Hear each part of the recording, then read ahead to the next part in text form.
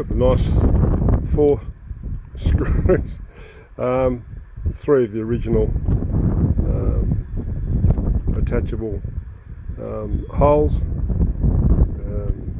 I'll pick that one up in a sec.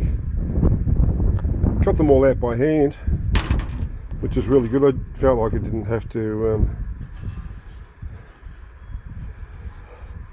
put too much effort into it, which is really good. So because the bottom part isn't connected, as you can see there's the bottom of the radiator, we'll just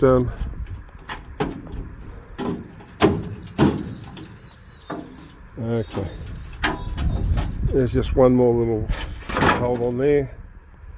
I didn't even see that. That's half the fun. We'll take that off.